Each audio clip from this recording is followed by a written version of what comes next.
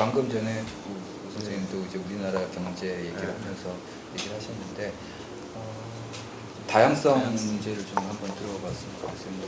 선생님도 뭐 다윈지능에서도 그렇고 홈스비스에서도 그렇고 다양성이 왜 중요한가, 왜 그것이 그 얘기를 많이 좀 하셨고요. 박사도 사실 문화로 먹고 살기도 하여간 그런 작품 중에서 하나라는 생각이 드는데 그런 다양성이 갖고 있는 의의에 대해서 먼저 좀 말씀 좀 해주시죠. 뭐 약간 반복하는 거지만 그래도 그 얘기는 좀 할 필요가 있을 것 같아요. 우리 생태학계에서 가장 그 아주 니트한 실험 중에 하나로 꼽히는 게 바로 그 마페인의 그 불가사리 실험인데 그 바닷가 물웅덩이에서 불가사리가 다른 놈들을 잡아먹으니까 저놈만 없애면 되겠다.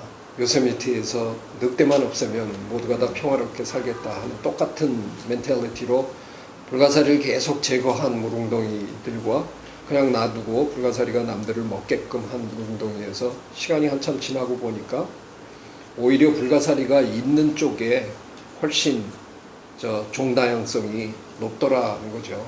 그놈들이 일종의 제너럴리스트이기 때문에 닥치는 대로 먹는 놈들이기 때문에 가장 성공하는 놈들을 어느 정도 일부 제거해 주기 때문에 그 틈새를 삐집고 약한 것들도 살아남아서 훨씬 다양한.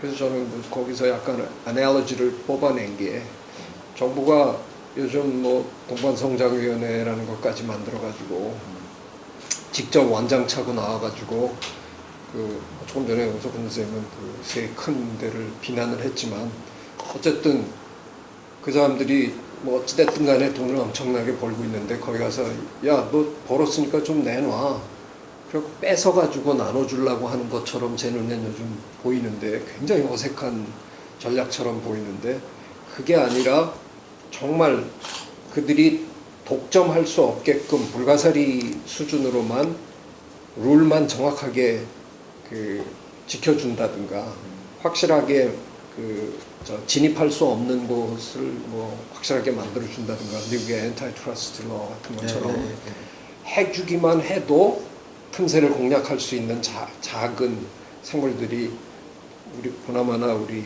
경제생태계에도 일어날 것 같은데 그런 것들이 안 되는 걸 보면 참 뭔가 우리가 자연생태계에서 배울 만한 게 분명히 있어 보인다는 거죠. 뭐 하시는 말씀 있어야 될 것 같아요. 20대 얘기도 마찬가지인데요. 그러니까 경제가 발전하는 건지는 모르겠는데 어쨌든 망하지 않고 계속 간다라고 하는 거는 이 안에서 이제 새로운 걸 만들어내는 거거든요. 그러니까 뭔가 등장할 수 있게 해주고, 그러니까 기술적이든 혹은 뭐 제도적이든 혁신이 가장 빨리 일어나는 순간이 새로운 기업이 나올 때거든요. 그리고 한 사회가 가장 먼저 바뀌는 거는 앙팡 테리블이라고 부르는 황당한 20대들이 막 등장해서 이 기존에 있던 그 다 뒤져라고 하면서 나오는 건데 지난 10년 동안 한국은 그런 역동성을 잃은 거죠.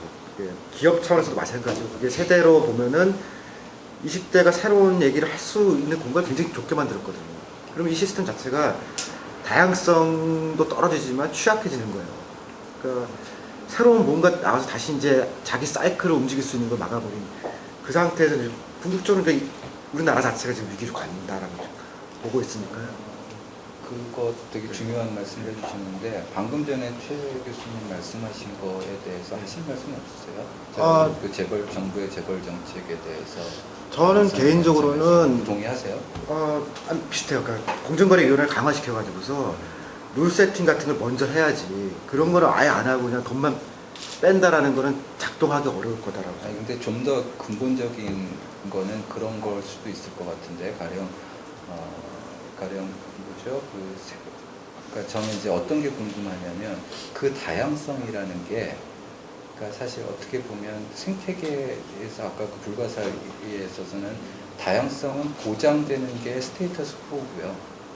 어떤 뭔가 인간의 개입이라는 게 그 다양성을 없애는 쪽으로 지금 작용을 해서 불가사리를 없앴더니 다양성이 오히려 나빠지는 하나의 예였는데 방금 그 예가 우리나라의 그 예, 저는 그 생태학적인 유비가 여기 그러니까 유비였기 때문에 항상 그러니까 생각을 해봐야 된다고 생각이 드는 거죠. 그래서 이 경우에 만일 우리가 가만히 자연적으로 놔뒀을 때 그 생태계가 사실 선생님이 말씀하신 만큼의 그런 다양성이 보장이 되는 건지 아니면 지금 현재 존재하고 있는 이 그 재벌 구조가 오히려 우리나라의 다양화를 막고 있는 구조인지 다시 말해서 얘네가 지금 그 불가사리인지 아닌지를 모르겠다는 거죠. 네. 그 말씀을 아까 좀 여쭤보려고. 그 점에 대해서는 제가 그냥 먼저 한마디만 할게요. 네.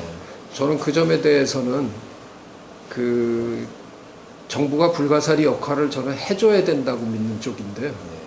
그냥 내버려 두는 건 아니라고 그 경제학을 잘 모르는 이제 적당히 공부한 사람의 입장에서 보면 매 정부마다 과연 시장을 얼마나 중시할 건가를 놓고 정권이 바뀔 때마다 약간 이쪽으로 갔다가 이쪽으로 갔다가 그 짓 하는 거 아니에요. 결국은 경제 정책이라는 게 제 눈에는 보면 그 조절을 어떻게 하느냐가 다른 것 같은 느낌이 드는데 정부가 얼마나 직접 나서가지고 무슨 짓을 하느냐 이건데 과연 이게 제가 이걸 언제 그 얘기를 해야 될지 몰라서 근데 이때가 제일 좋은 때일 것 같네요.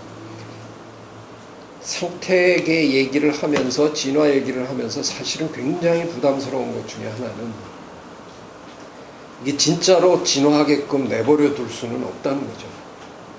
사회의 경우. 그렇죠. 네. 인간 사회의 경우에. 인간 사회. 그러면 정말 내가 일단 와장창 망하고 5천만 년 후에 자리를 잡을 텐데 그때까지 그냥 맡겨둘 수는 없다는 거죠.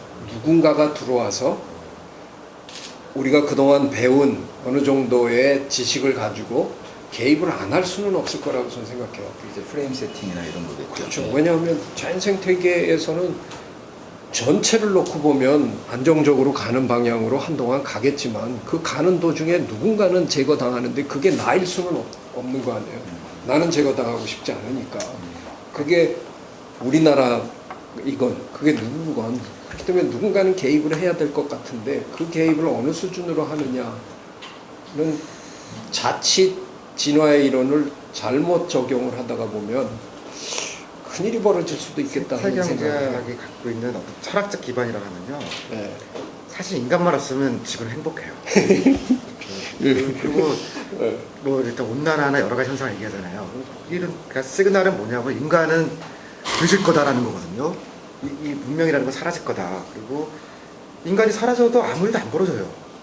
근데 이제 우리는 안 죽고 싶다라고 생각하니까 우리는 지금 인간 얘기를 하는 인간 그렇죠. 사회 얘기를 하는 거니까. 그러니까 이제 제약을 걸어서 어떻게 네. 하면 이제 뭘 덜하게 하고 사실 그냥 단기 성과로만 보면은 원자력을 다 채우는 게 제일 좋을 수도 있거든요. 근데 그 상태로는 우리는 다 지질 거다 언젠가. 그러니까 이제 말씀하신 이제 개입이라는 게 인간이 없어지면 안 되는 거 아니라는 그걸 밑에 깔고 있는 거 사실.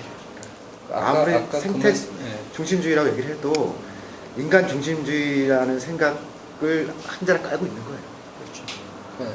그걸 생태학자인 저도 그건 부정은 못하겠다는 걸 좀 그냥 솔직하게 얘기하는 거예요. 그건 어쩔 수 없는 문제이지 않느냐. 그럼 뭐 아까 그 말씀하신 그 불가사리 예에 대해서는 더 이상 하시는 말씀 없으세요?